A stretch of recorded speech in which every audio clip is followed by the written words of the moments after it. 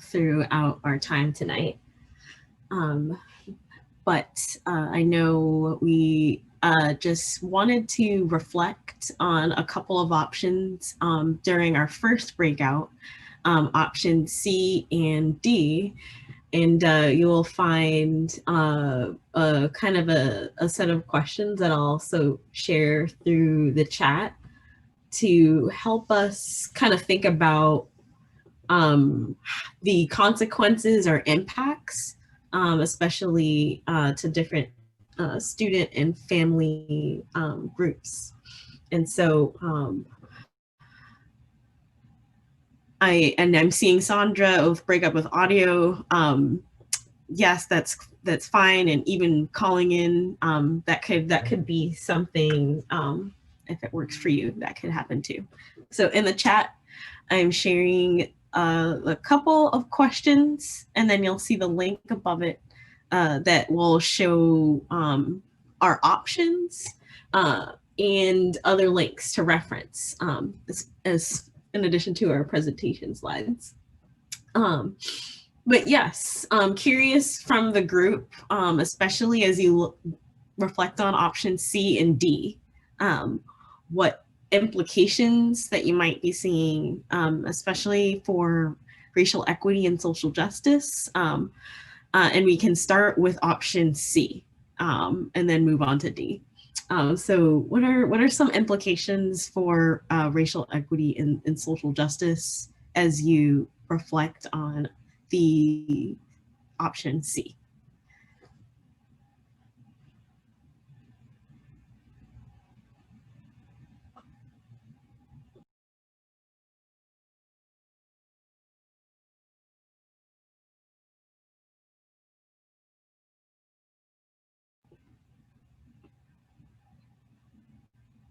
And you can answer another question if that's something that's coming up to you first, especially if there are thoughts around consequences or ways to mitigate negative impacts with option C.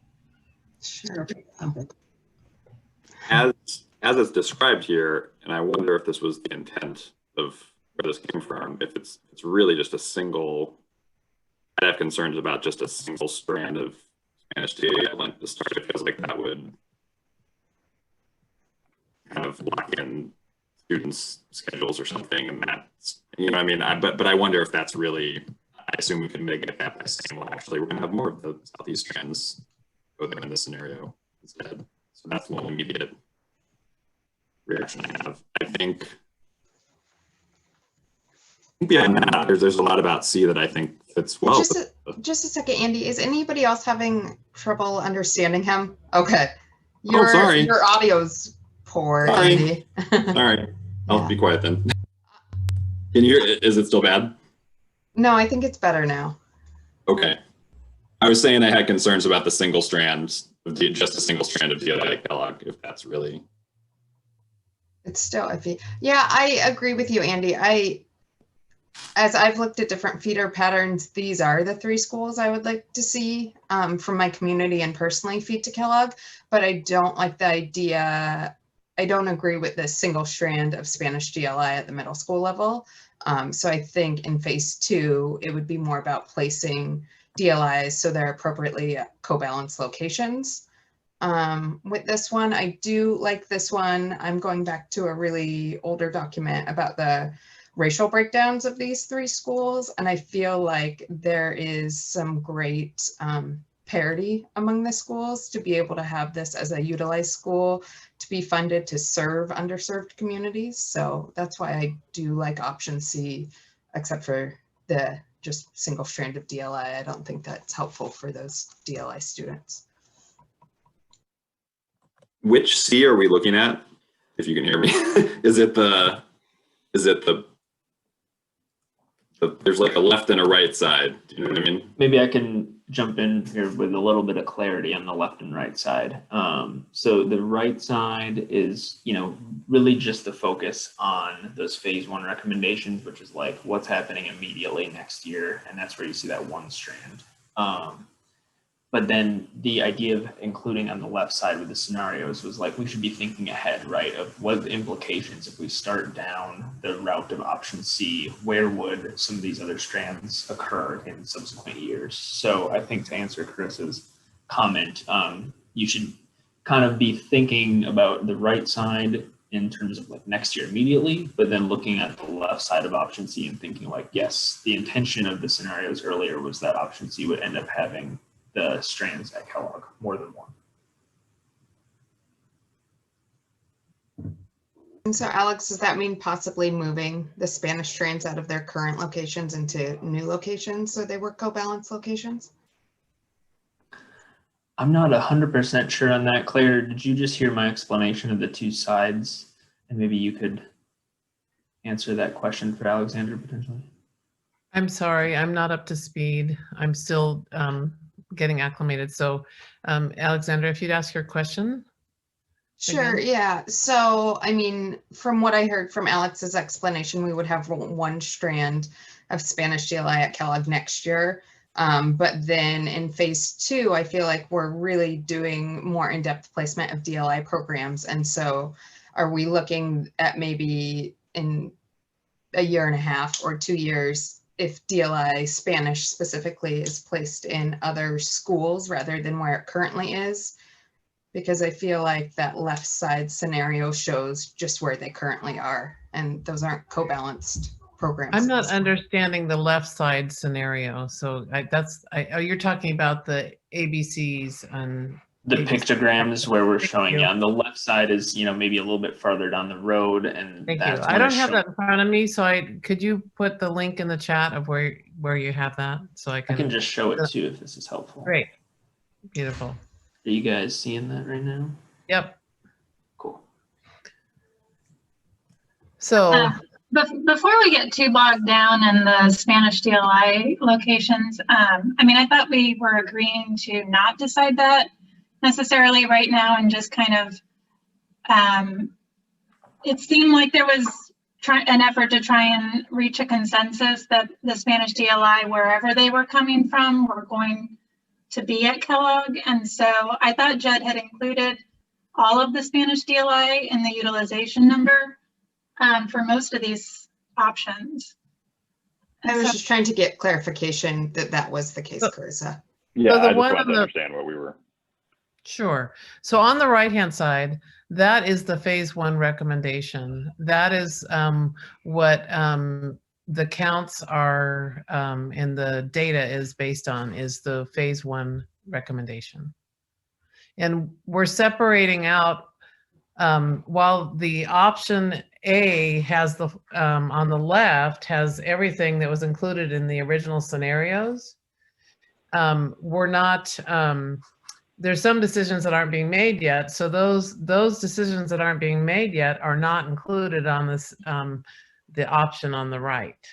So the option on the right means this is what we're deciding in phase 1.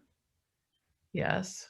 And this is what would go to the board in January. If this recommendation without any changes, this option, that's what it would look like going to the board in January. And then it would continue in conversation in phase 2. Can I just ask though, I mean, would we be putting forward a recommendation that only had a single strand of Spanish at Kellogg? I mean, I think there's an opportunity here where we talked about Bridger being overcrowded and had to have some relief next year. And so that's a decision. So the decisions we're making in phase 1 are the ones that are only happening in the fall of 2021. So Bridger overcrowding and Kellogg opening are the things that we're talking about for next year. So those are the decisions that we're making. right, but so wouldn't that mean that it would show 3 strands of Spanish DLI at Bridger, or? So that Lent, you mean, and so in option C, I'm sorry, you mean in Kellogg? Yeah, the Bridger and The way that decision hasn't been made yet, but it's certainly, I know 2 groups had consensus around that idea, that the two strands from Bridger would go to Lent, but that was not was originally submitted as a scenario. It doesn't mean that we can't modify. These are just starting points. So you could say, we like option C, and we'd want to modify it to add the 2 strands from Bridger to relieve Bridger. Got it. And that means also we could, in theory, recommend, which is, I assume, is why we asked the poll question, that we'd even feed the strand at Mount Tabor starting next year as well. Or is that definitely not something we're So deciding? we're really only making decisions about things that have to happen for next year. So when you're talking about, so okay, we'll leave that open. So that will that will stay the same for sure next year. So we're supposed to be looking at option C and option D and doing the ResJ lens and having some kind of report out to the large group after our time together. So I think I'm not sure who I can't see everybody, so I'm not sure who the facilitators are, but we should probably start looking at option C and running through the ResJ questions. And I just want to turn it back to the facilitators. Thank you, Claire. We began chewing on option C with some of these questions, and so that's helpful to clarify. I've got a ping that our rooms will end at around 7:05. We'll be back. But just kind of wanted to let you all know, and perhaps spend some time on option D.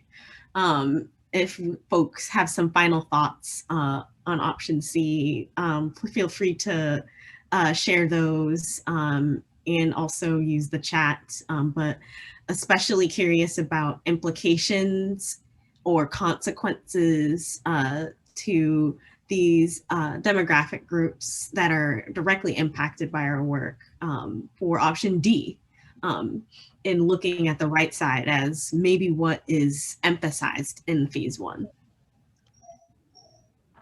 Is there someone who is actually taking notes on a shared ResJ lens document that we can look at?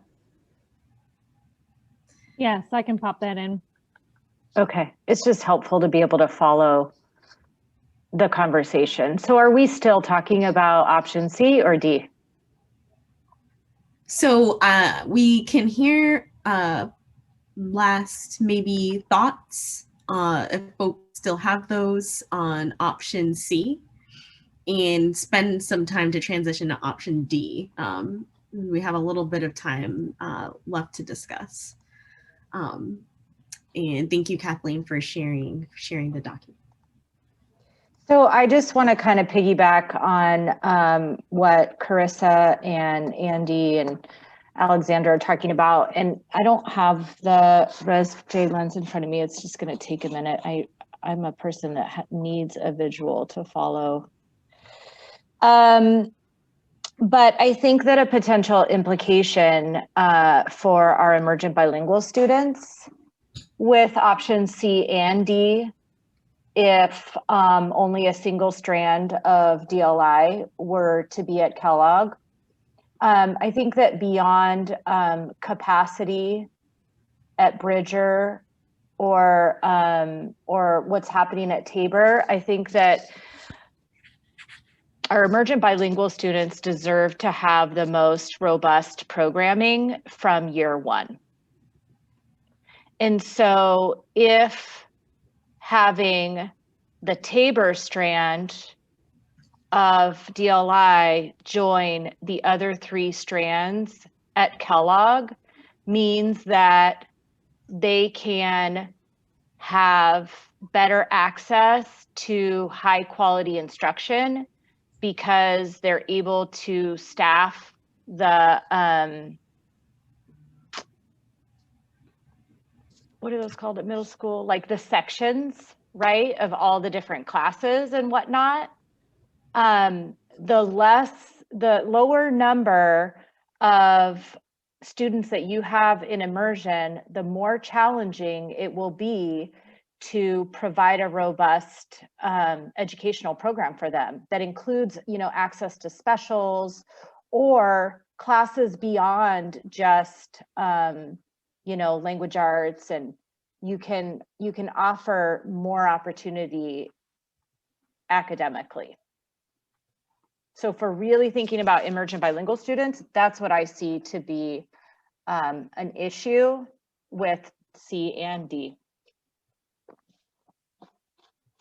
Jennifer, I appreciate your comments on emergent bilingual students. I've had a really hard time during the coalition that we're speaking so highly on emergent bilingual students that are especially in DLI programs, and we haven't even considered bilingual students are in their neighborhood only programs, because I feel like that's a higher percentage of bilingual and BIPOC students, with only 26% of students in DLI programs and the conversation revolving around those. So I'd really love to see the numbers for, native speakers in their households that attend their neighborhood only programs because they're either unaware or unable to attend DLI programs. And I feel like if we're talking about just next year, one strand at Kellogg, that's for 1 year. That's kind of a crutch to get Kellogg open. I think we really have to look long-term for the amount of students who are bilingual from their households, but not necessarily in a program, being involved in communities that are even more bilingual. Yeah, I guess having been at a middle school with only one strand, I can tell you from a program perspective that even for 1 year, it will really impact those students being able to have the best quality education. So I can understand that, and I hear that. That is very, but at the same time, I still worry about if we decide to take all the DLI students for 1 year because of the 1 year, we're leaving behind all the students that aren't part of those DLI programs. I guess that I'm hearing sort of a desire to center students of color, which is something I think that we all agree upon. And that some of those, some students of color are enrolled in their local neighborhood program and some are enrolled in a DLI program. So regardless of what program they're in, I would assume that our goal as a coalition is to center those students in these decisions. And the one thing that concerns me is I feel like we are continually coming to this either or decision. Like, can we take care of our students of color who are in neighborhood programs, or can we take care of students of color who are in our DLI programs? And I really feel like I want to see us moving towards how are we taking care of all of those students, regardless if they're in our neighborhood program or our DLI star program. And I wonder if in C or D, if we have the ability to include, the neighborhood programs that are currently identified in both of those, and also have, more than one Spanish DLI strand. So I'm curious if that's a possibility that would allow us to better serve more students of color rather than just focusing on one or a different population.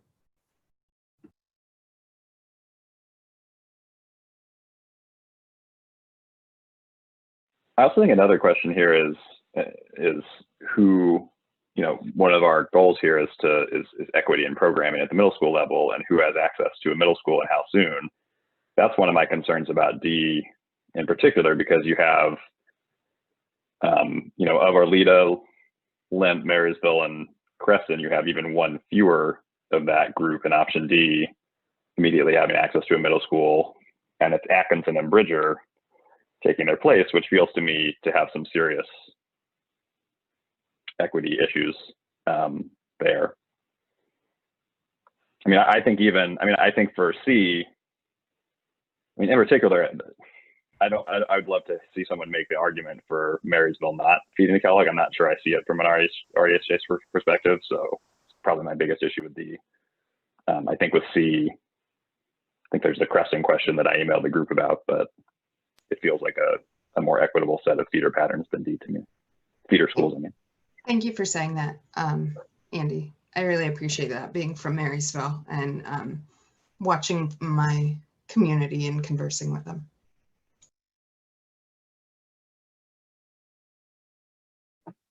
I guess I would just ask, I mean, in D, I was curious. I mean, I agree. I do think Marysville should feed to Kellogg, just personally, but I think, you know, we've talked about Arleta feeding Tulane before. And so, I mean, if option D had, I mean, if we're talking about just C and D, if option D had Marysville instead of Arleta, does that change anyone's feelings about it, or is that still just not of interest to anybody? I don't see the equity case for Atkinson feeding Kellogg personally. I see the geographic, and I think it also raises, I mean, I appreciate the Harrison Park folks in the main room pushing us on that. I think that that really limits our ability to give Harrison Park enough enrollment if we make that decision now. So that would be my concern, which also is an equity thing, I think. That's just my opinion though. So I'm hearing some synergy around Marysville feeding to Kellogg, and potentially could be a tweak to D, but that's beneficial in option C. And I'm especially curious as we continue. It looks like we're getting a couple more minutes. So that's around 7:07. We'll be back in our main room. But any potential strategies that you might identify, especially as we're looking at option D, but I'm noticing, right, that option C, maybe there are elements from it that make D stronger. And Lisa, you have your hand raised. Hi there. Yes, I guess I do, because that's all I say to my first grader, raise your hand. Is it possible, could the gentleman who's here, Alex, can you do really quickly, pull out of option D, pull Arleta out of there and put Marysville in? Does the numbers still work below 80% for Kellogg? Can you do it real quick? I can try to work on that. Yep. So pull, yep, and replace. Yep. Arleta out, because I'm a Northeast parent, so I'm trying to really kind of stay out of the conversation, but it's something that I have heard in our other conversations about Marysville too. So I kind of like the idea about that with D, but put Marysville in there instead of Arleta. I'd like to see the numbers on that too, but I think we need to think further on option D than what schools are feeding to Harrison Park. Are we going to have Harrison Park with enough students, or are they going to be left in the dust because they're severely under Clark and enrolled? Vessel, right? But I don't think that's our conversation right now. Like, right? Like our. But I also think it needs to be. It's an unintended consequence for students that have been historically underserved in that area. No, I totally get you. Yeah. I'm just going with what our goal is, with what we've been asked to do. So that's all I'm saying. But yeah, it's absolutely part of the conversation. Yeah. I'm just asking Alex. So I think the idea is good, and it's good to ask those questions, and that's part of doing a lens process. But then actually going to the next step of analysis and all that would probably be in our next breakout session. So now identifying where unintended consequences could be, it doesn't mean we have to have a distinctive answer. It's just we want to bubble up where they are, where they might be. So I think maybe for option D, and unintended consequences leaving Harrison Park under enrolled.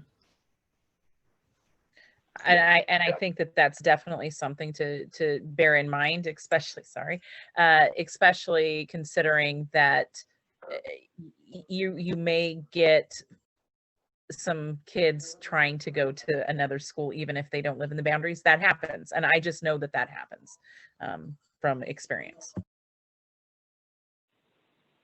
Can I add one thing as a Bridger parent on option C? I mean, I think the other potential advantage of option C that you could, I think there's space, if my math is right, to potentially feed the two Bridger strands there immediately, and maybe even the neighborhood strand for like 1 year just to keep it together while we figure out the long term, which would if we're sending Spanish DLI to Kellogg long term, could be a positive and could address some of the equity concerns about having one strand there, and then also could provide immediate relief for Bridger. We'd have to message clearly that that's not necessarily the long-term solution for the neighborhood, but I'd add that as an option for C at least, because I think there's space. Can you guys actually hear me? We can. Oh, awesome. Okay, it seems to be better on your end than it is on mine. I just want to point out that as far as our neighborhood schools are considered, I really feel like this conversation has been centered on DLI and focus programs to the point that I'm slightly exasperated. When we began the DBRAC session years ago, the focus was to, balance enrollment from a number of perspectives, not just a social economic, perspective, but also from a numbers perspective. And what was established is that when K-8 work well, they work really well. When they don't work, they work very poorly. So part of that focus was Marysville, Arleta, and Lent, because at those schools, historically, we've seen the better off parents or the parents with resources flee, put their kids in focus schools, put their kids in private schools, homeschool their kids. I mean, I named 10 people that I know personally off the top of my head who pulled their kids out just because of the lack of resources in our 6 to 8 program in the K-8 schools. One of our focuses was supposed to be to try to alleviate that. So we're talking about trying to balance out a lot of things, but I think that we're leaving out the fact that you have 4 K-8s really that separate can do very little, but combined can do a lot. So when I hear people say that they may be worried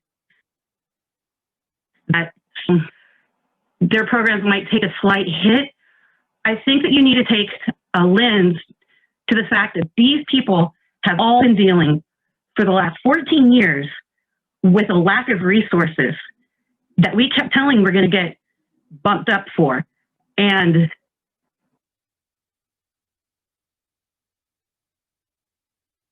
we've lost you, Sandra. Just because that's been the status quo, that we can continue that and that we can keep pushing these neighborhood school programs to the side.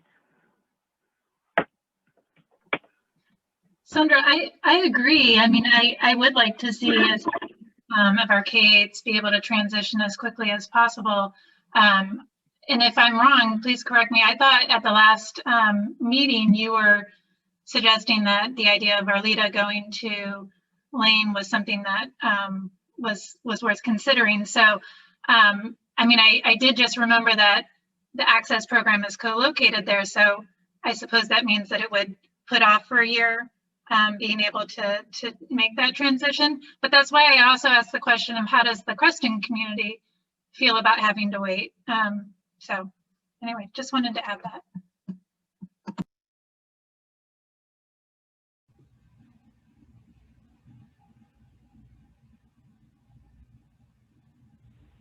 Thanks, a good point, Chris. I think that would be a potential question about C even, right? Like, do you even add Creston back to that? But I feel like D is like, it's one fewer of them, of K-8s that get access to a middle school. So I feel like, to me, you'd want to build on C.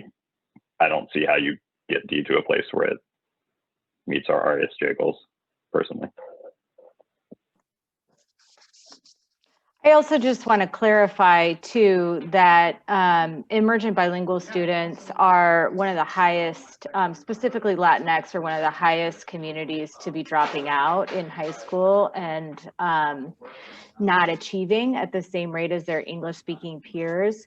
And it doesn't mean for me as a principal that neighborhood programs are not important.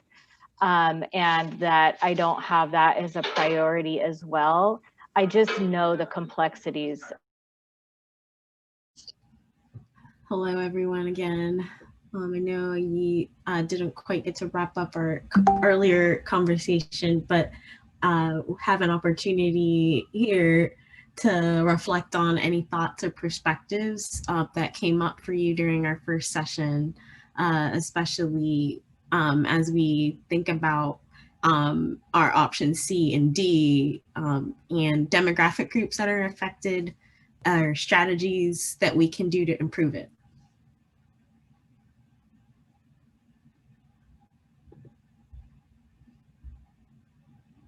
I can jump in real quick to say that I ran some numbers while we were in the main room concerning option D and looking if we replaced Arleta with Marysville. Correct? That's what we were hoping for.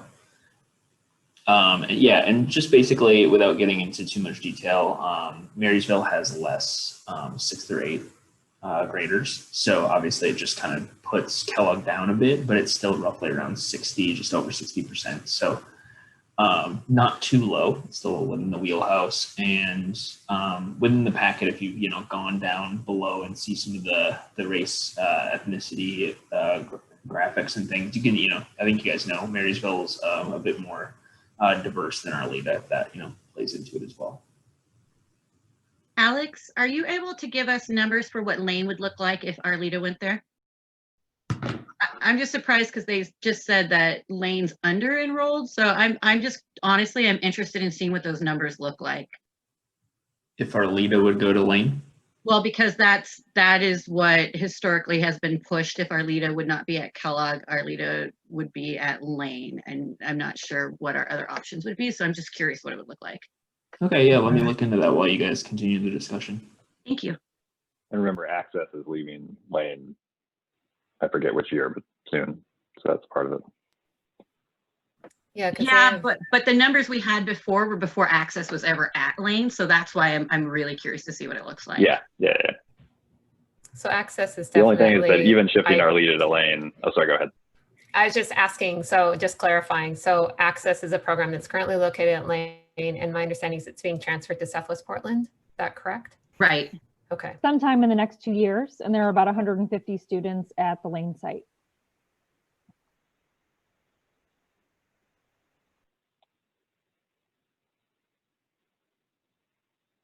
I do think Beth's point in the main room or notes from that group about access to Franklin down the line, and in particular, which of these scenarios would at least reserve the option to try to feed Harrison Park to Franklin was a good one. And that probably rests on not assigning Crested to Kellogg right away.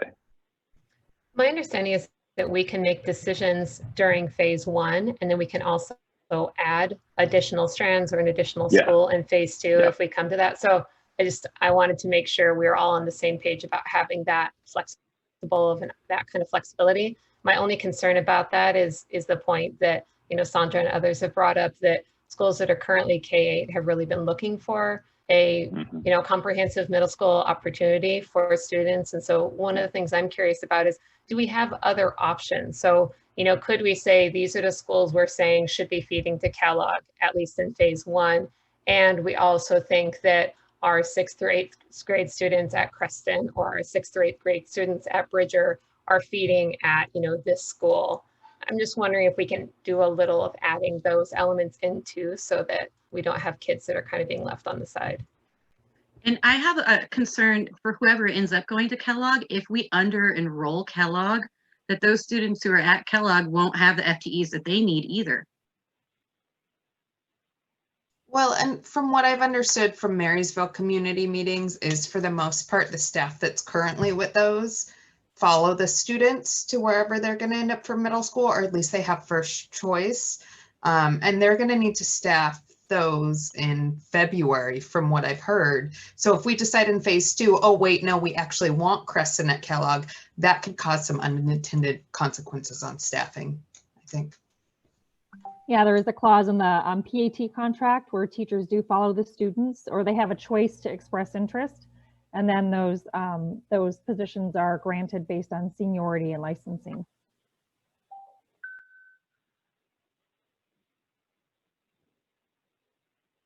I don't know if it can be answered in this small group, but I know that one of the things I was seeing this week is K-8 schools being basically promised that they would still be able to contain, have the same specials that they currently have, even if numbers dip down.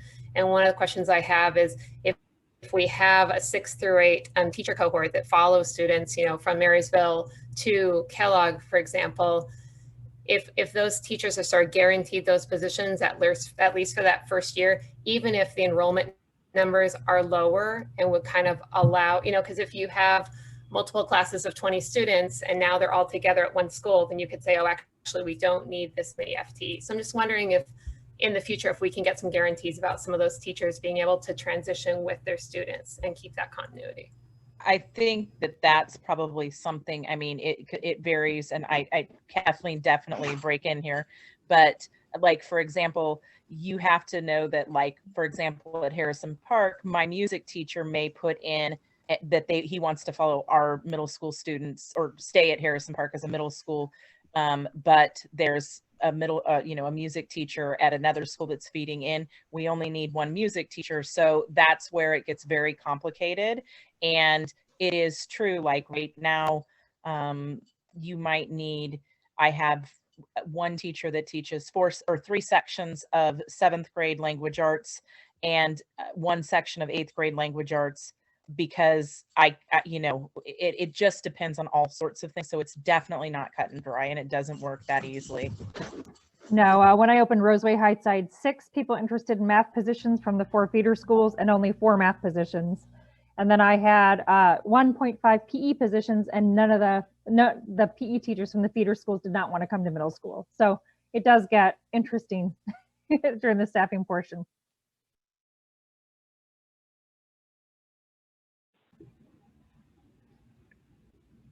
Do people have, since we're supposed to be ranking scenarios, like, are there any of these scenarios that either jump out as obvious favorites to people, or I guess we could also do the reverse, like obvious least favorite? I'd just be curious to hear where people are as a starting point. Yeah, I can speak to that, Andy. I think, I mean, I hate to bring the conversation back to DLIs because I think Sandra spoke so clearly for that, but I don't see any point in having Chinese DLI at Kellogg when there is a strand of Chinese at the current Harrison Park facility. I feel like having the neighborhood that is so inclined to stay within their neighborhood, or so not even inclined, like for safety need to, then if we had Chinese at both Harrison Park Middle School and Kellogg Middle School, it would be splitting resources. And I just feel like it's not possible to do that. So any of the options that have Chinese at Kellogg, I can't support based on how I've looked at the data. I think that's E, right? I mean, I agree with that. I want to follow sort of what we're being asked to do in terms of looking at the scenarios, but I also wonder if it'd be helpful just if there are, specific school or schools that we think should go to Kellogg, and then seeing what are the scenarios that actually show that, because sometimes the scenarios have small differences, and it's, So I feel like I've heard very clearly that, Marysville, we're really saying really should be going to Kellogg, that's kind of one of our main goals, is to have Marysville feeding to Kellogg. Does that seem like there's consensus around that? Yeah. I'd love to follow up. I feel like, honestly, ask as well. So I'm hearing really clearly what might not work at Kellogg, and I'm curious about what you all think will work at Kellogg. I'm hearing Marysville as one of those schools feeding to Kellogg that is important, but I want to make sure we're capturing too your perspectives on what should be and replace, or and as a result of changing maybe what you're seeing.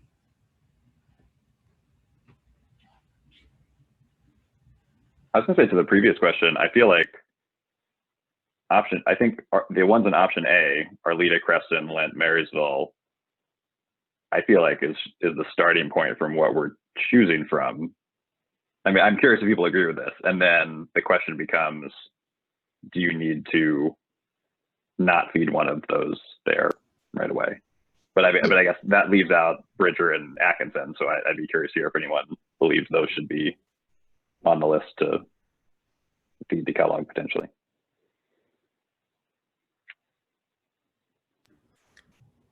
I think another school that I've seen centered a lot is Lent. So not to not answer your question, Andy, but just to kind of go school by school so we can like have conversations about sort of pros and cons of different schools. Okay. So, I've seen Lent focused a lot at Kellogg, and I think that makes a lot of sense. They're one of our schools that has, higher diversity rates as well as, higher rates of poverty. And so I think using that RESJ lens, it makes a lot of sense. I will say that a couple people pointed out they are physically further from Kellogg than Harrison Park, but when you look at streets that are being crossed and such like that, it seems that it makes more sense. So that would be another school that I would add into I'd love to see them in this phase one. I'd like to see what it looks like if Lent went to Lane. Okay. Yeah, and I can just say to the Lent too, we've talked about it a lot in our previous conversations because I had Logan, who is a Harrison Park guardian and teaches at Lent, and she knows the community a lot better. And so the idea of Lent feeding to Harrison Park just felt like keeping, you know, people on the edge of PPS. And so Harrison Park kind of felt not equitable for the Lent community in previous conversations. I don't know if I'm saying that right, but anyways. Yeah, I'm wondering if I'm curious about I think Sandra had asked about Lent feeding the lane, and I'm curious about what that, you know, if there would be a similar sentiment to the sentiment that had been expressed by Lent families about feeding to Harrison Park or not. And then also I'm curious about distance between Lent to Lane versus Lent to Kellogg and others. So I can do that research while.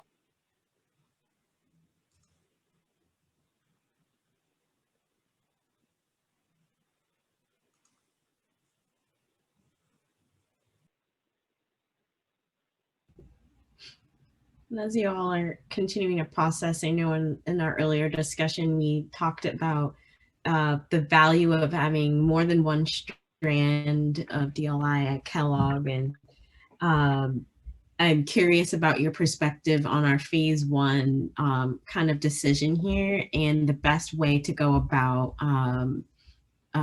supporting a DLI program or multiple at Kellogg.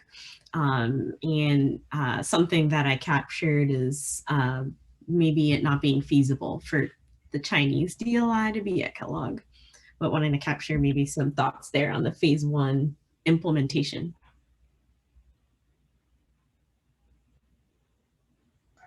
Right. It was mentioned in the chat in the broader group, and I want to point it out to people. I know there's a lot more discussion around it, but I feel at the board work session and then again at last week's meeting, they mentioned that having a balanced co-located program is 2 and 2 strands.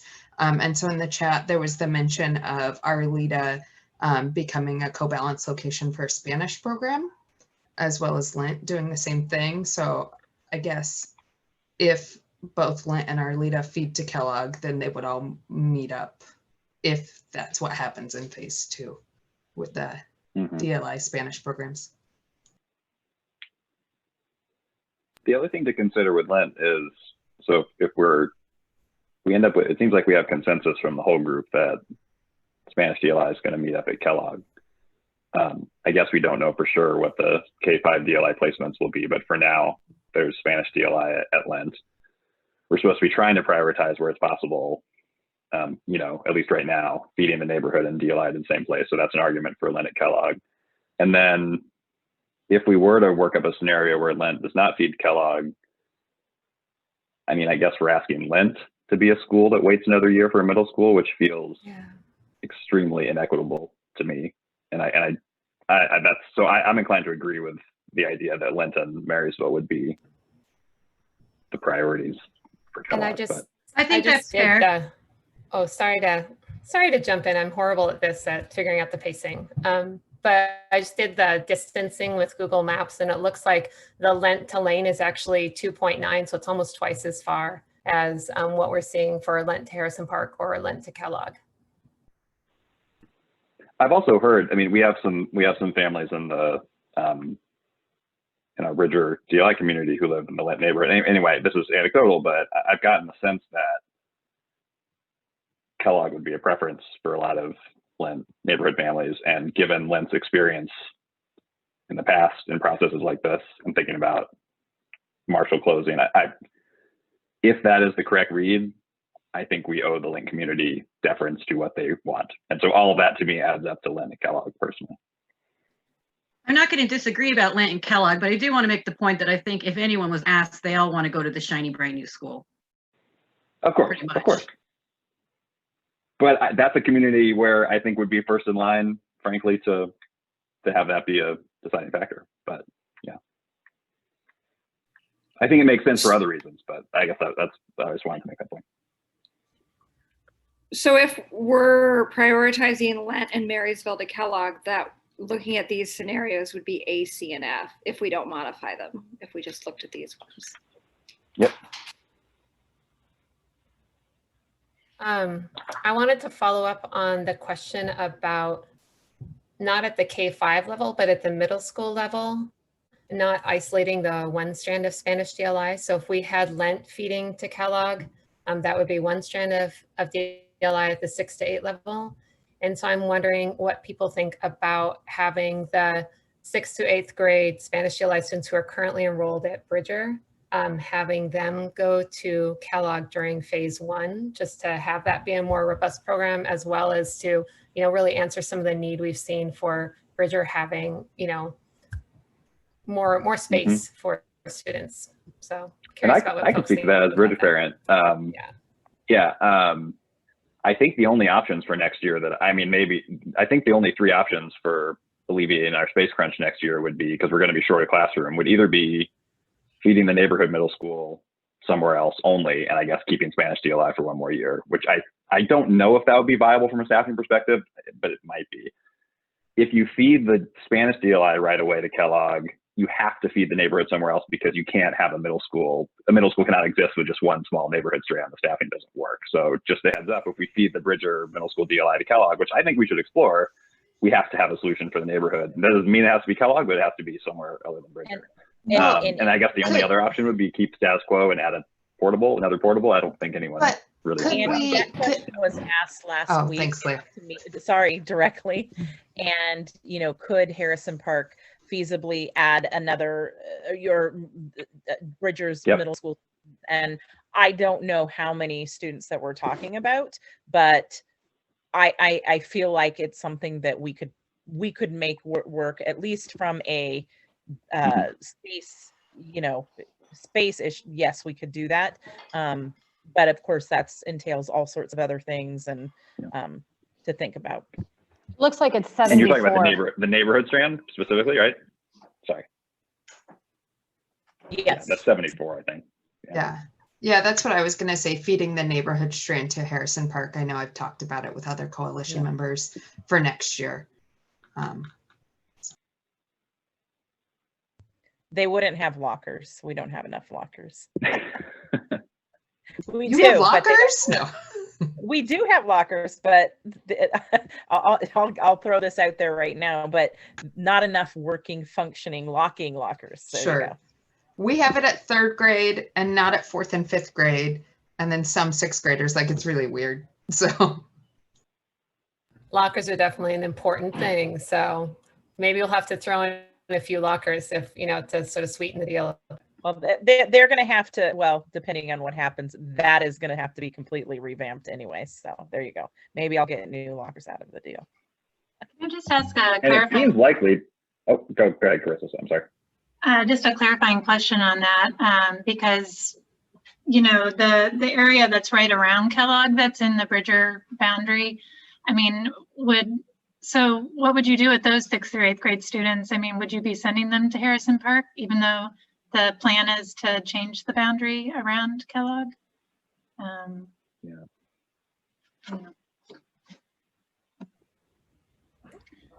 Or maybe there's a way to work.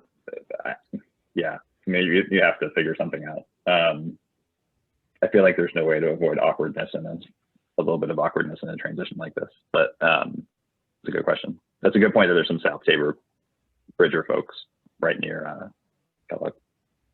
Yeah. And Arleta across the street. Is there a way we can capture some of these within our notes in terms of even if we as a group are making a recommendation that we're strongly concerned about, these students or about families living in this area, or about just to capture those concerns? Because I feel like sometimes it feels like we're moving something forward as if we agree with every single bit of it. And I want to capture some of that complexity. And to me, so as a Bridger parent, I appreciate the Bridger conversation. I actually think that this could be, I think we should capture that. And also, I feel like the Bridger option would be maybe we come back to that after, because I could see us, there's lots, especially if we go with, so we're talking about C gives us a lot of options because there's actually space to feed the Spanish right away to Kellogg and C and still have, still be at our utilization target, right? But yeah, I think it's a good idea to at least list out the options.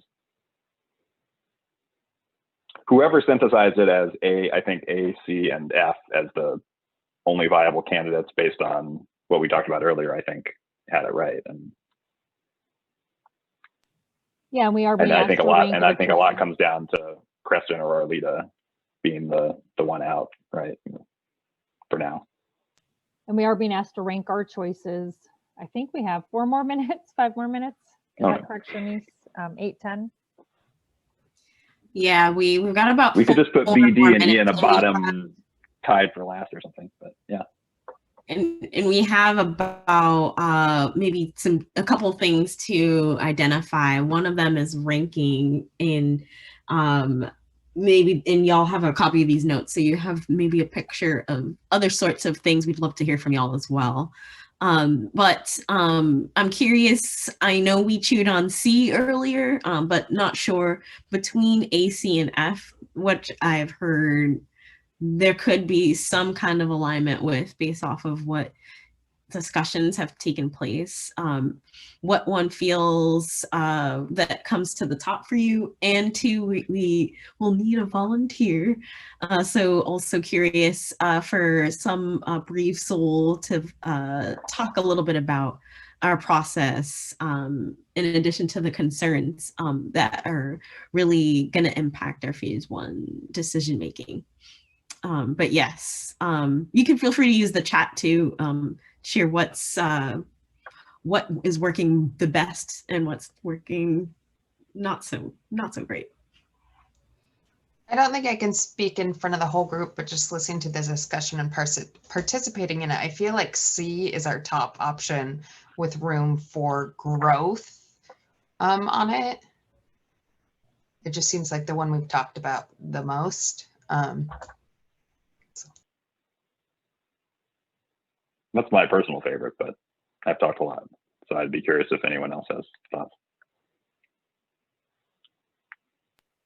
I can't really get behind an option, and I'm not speaking to C, just in general, that doesn't send Marysville and Lent to Kellogg. And I mean, I'm an Arleta parent, but we've always been open through this entire process to whatever's going to be best for everybody. But I have to stand behind Marysville and Lent at Kellogg. Like if I were to synthesize C based on what we've talked about, it meets there seems to be a lot of agreement that Marysville, what you said, Sandra, Marysville and Lent would be prioritized. That's certainly there in option C. Arleta is certainly another one of the schools that would be in that sort of next tier. That's in there. Meets the utilization we're going for. Leaves room potentially for solutions for Bridger's overcrowding because you have space to potentially shift the 2 strands of Bridger right away. And then, I think we don't have to decide for sure what Creston's final feeder pattern is, but the flexibility to be able to potentially shift that to Hosford and Cleveland down the line opens up some phase 2 options around Franklin that could be important. And I guess the question there is like, the trade-off is you're asking Creston to wait another year for middle school, and what's the trade-off there? Or would it be better to try to feed them this year and say maybe we'll switch it up? That seems bad too, but yeah. Yeah, I think in that situation you're asking Creston and Arleta, but I also think that as much as I don't want to see another year go by with our faltering middle school program, that sometimes people who have better resources have to be asked to pull the heavier load. And I think in that case, I think I would identify Creston and Arleta as those 2 schools that would maybe have to wait a year, unfortunately. Sandra, I really appreciate that sentiment.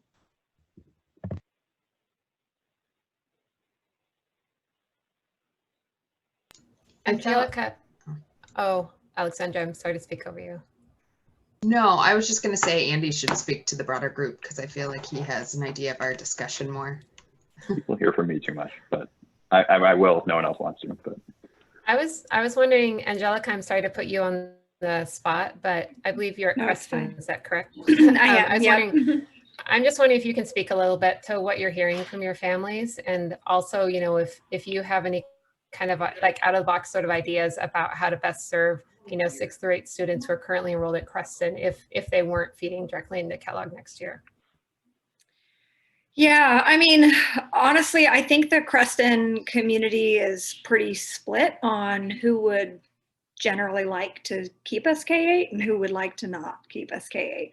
So I in terms of parent pushback or anything, like if a school's going to stay K8 for another year, like I share Sandra's sentiment that it should be a school like Creston where, you know, we do have 30% of our kids that are historically underserved. And I think our free and reduced lunch numbers are a little bit higher. I think they're 44%.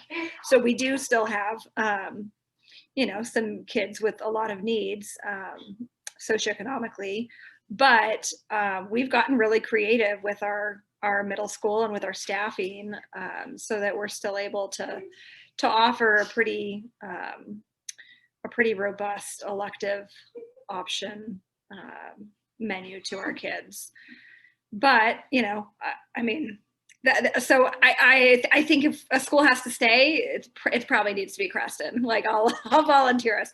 Half my parents will, you know, burn me at the stake for that comment, but the other half will be totally happy. You know, they a lot of them really like the small feel of the K8 and the tight knit culture and the fact that our middle schoolers are across the hall from our kindergartners and they're like their big brothers and sisters, and many of them are their big brothers and sisters, and they do reading buddies, and there's a lot of benefits to it. I know that, you know, the district is moving away from K8s and there's a lot of benefits to the comprehensive middle schools, but in terms of a school having to wait, I think it would be Creston if we need to wait. And in terms of where we go eventually, you know, I think they've always thought they were going to Kellogg, but I think if they went to Hosford, they just need some time to adjust to that idea. I don't think they would be opposed to it. Transportation wise, they'd be concerned about some of the busy streets. But other than that, I think that'd be the only real pushback. Thank you. That really spoke helpful. really well. And I think that helps us as we go into phase 2 and boundary adjustments too. Can I just, I'm sorry, you guys, I swear only last meeting, this meeting I've spoken at all this entire time. So I apologize, but I just wanted to just make the quick statement that just because historically we're used to making more out of less, I don't want people to go into phase 2 thinking that less is what we deserve.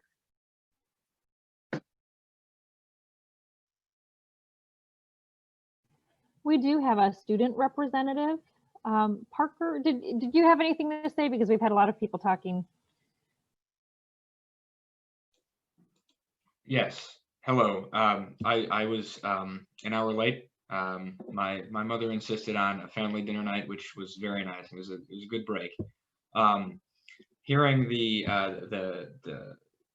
very diverse perspectives, not only in our group but the larger group.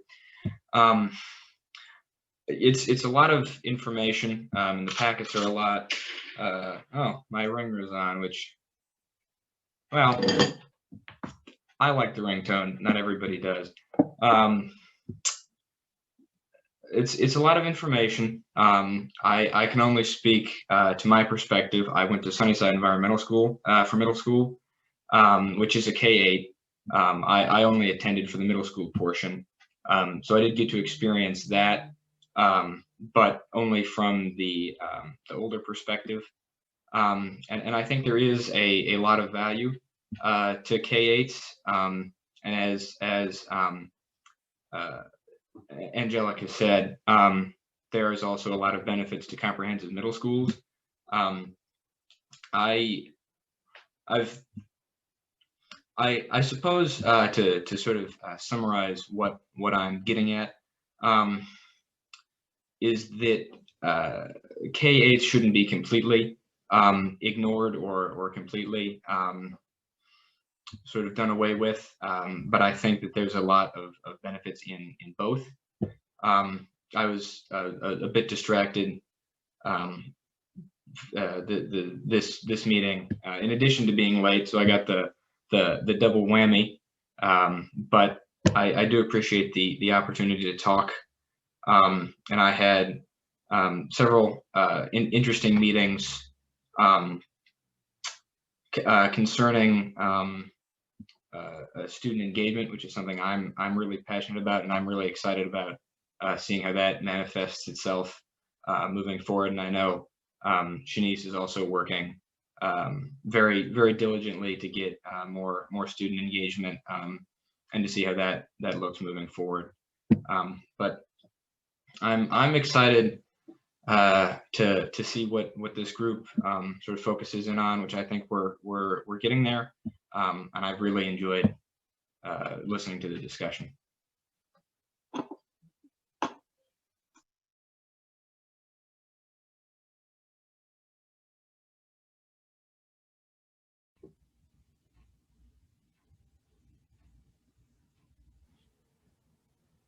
Thank you, Parker. I appreciate hearing your perspective. And I know there's various kinds of impacts that these shifts will make to students. And we have a little bit more time in our room, and I wanted to mention, I think folks are figuring out, okay, is it 10 more minutes or 15? And so we'll chime in with the specifics as soon as we do get those. But I wanted to just offer, we could probably spend some more time on our questions. And I know one important thing in particular we wanted to hear from each of you on is the importance of Kellogg in particular going or feeding to one high school. I know we've been talking a little bit about Cleveland and Franklin, and I'm curious about especially the neighborhood feeders at Kellogg and the DLIs. Going in one direction to one high school from Kellogg, and insight or perspective, especially if we land in a place where, you know, Marysville and Lent, in addition to, you know, other schools impacted, will be the schools feeding to Kellogg.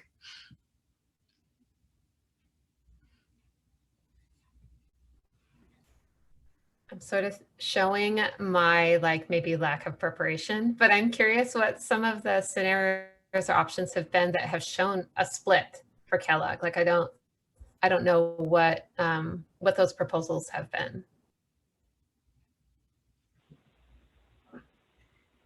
Absolutely. I don't know if there have been any for neighborhood, at least.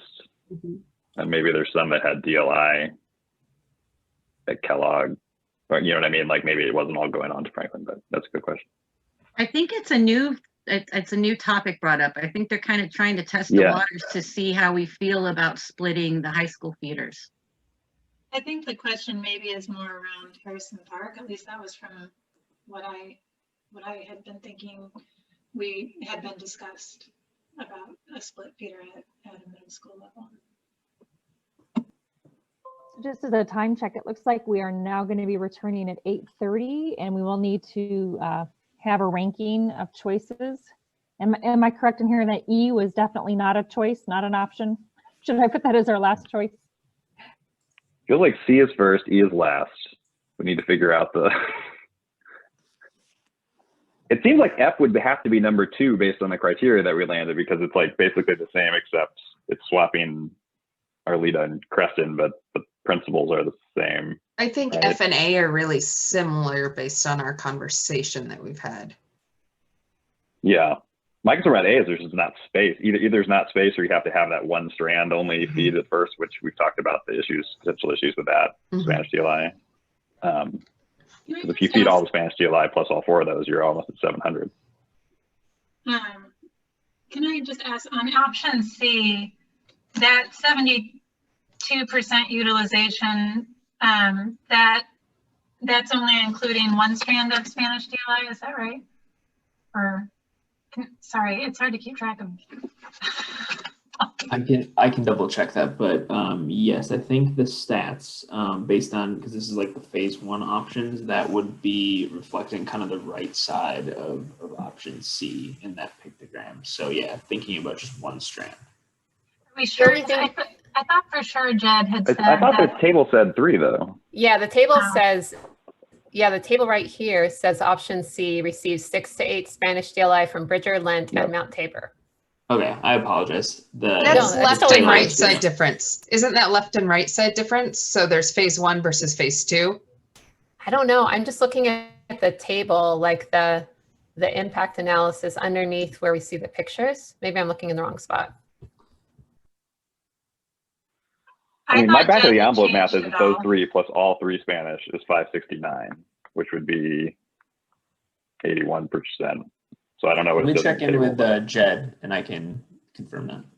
Okay, because I was just curious. I mean, if it does include all of the DLI strands, like what is the utilization rate if you add 2 additional strands? Okay, yeah. I'm just going to add from a middle school scheduling standpoint, the DLI and the electives isn't a huge concern. And the reason is because our DLI students only get to choose 1 semester of elective because one of their electives is taken up by required world language requirement. And then PE and health take up another semester of their elective. So they really only get to choose 1 semester of an elective. It's just the way the DLI program is structured with a 6-period day.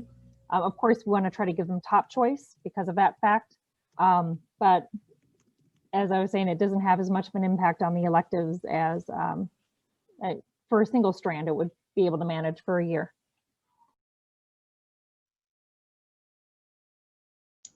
Chris, I appreciate the question because if it's enrolled at 72%, what does that mean as far as funding goes? So I think it is an important point to know. Right, and I think we should find out one way or another what it looks like with at least the 2 Bridger strands added on, just to see what the numbers would look like, since that may well be an option for addressing Bridger's overcrowding. Taking note of that, and I'll try to get the answers before we get back to the main room. And if I don't, I'll at least have it written down. We can definitely get that out to you guys. Yeah, I think that would be an attractive option for addressing the overcrowding. And I'm wondering how much that would actually alleviate the Bridger overcrowding by bringing those 2 strands over. It would fix it because the issue of Bridger isn't so much overcrowding, it's that we literally are short a classroom next year. So, but if you are relocating the Spanish DLI right away, that would solve it. But you'd have how to find do a solution for the neighborhood middle school, like we were saying. But well, yeah. so we have to say that's we have to solve that one.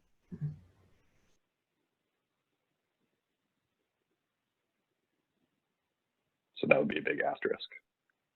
I hate this feeling like we're trading the fates of children.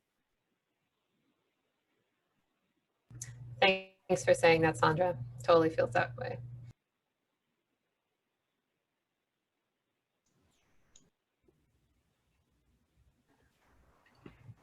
I appreciate this open discussion, especially as we're reflecting on Bridger and some questions left around what some potential maybe tweaks could look like and how we could support the process. But yeah, I think that's real to bring ourselves into the space and acknowledging kind of the technical piece of what it means to do this work. But I think really reflecting too on Sandra's earlier comment that there is an opportunity through this work to think about the built environments that we support for students being better set up to actually do that job. And so I think there's a little bit of a both and an opportunity here, especially reflecting on our racial equity analysis, right, on how some communities would benefit largely from some proposed changes here. But yeah, I think a good conversation, and we have about 5 minutes left. So I want to leave some space, especially if folks might not have had an opportunity to chime in yet with reflections or have something to add, especially as we're ranking. I'm hearing C is it with a little asterisk. And I'll jump in real quick. So page 11 of your option guide, where it says option C, and it's got 2019 enrollment 569 at Kellogg. It's about 71%. That is including the DLI, all the DLI strands for Bridger, and so it's not just the one from Lent. So that does not include Mount Tabor strand. It's the 2 from Bridger and the 1 from Lent. Is that correct?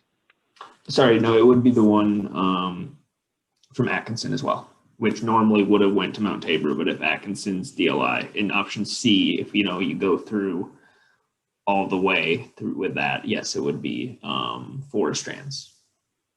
Okay, and that's 71%. Yep. Okay. So that leaves some flexibility for the future. I mean, it's right in that sort of that desired zone, but would also give us some flexibility. Sure, I think we just need to honestly, hold. you could then even add the Bridger neighborhood strand for 1 year and still be at 80, probably.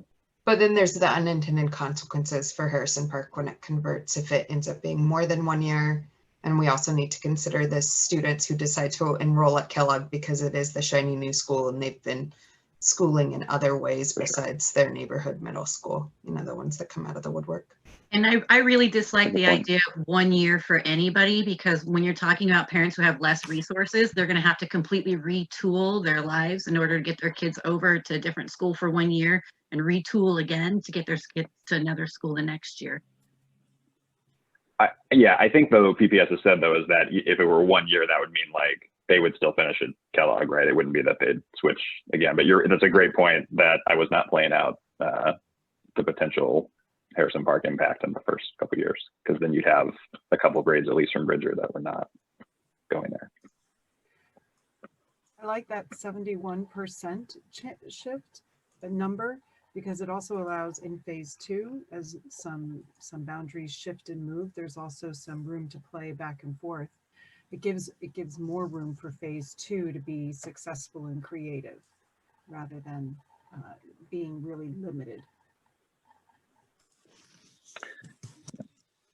The other thing I just realized is that I actually think the enrollment will be slightly higher because Bridger's there's going to be one more set of Bridger DLI kids going next year than is reflected in the current enrollment. Does that make sense? So I think they'll be, because of the way that's the whole reason that we have a space crunch. So that'll be fine, but it'll actually put it even probably like closer to mid-70s, but that's probably fine.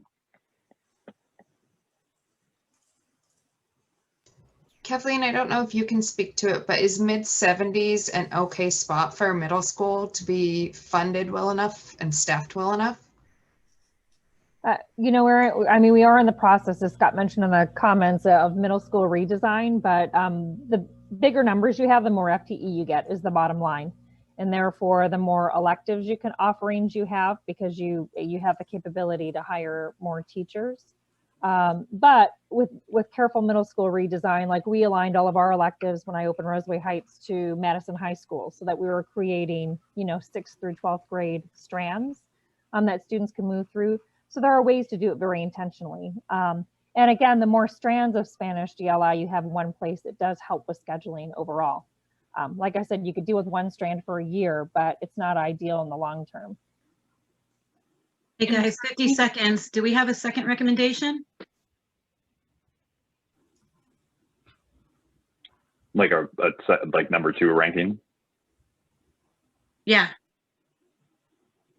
F, I guess. I don't know.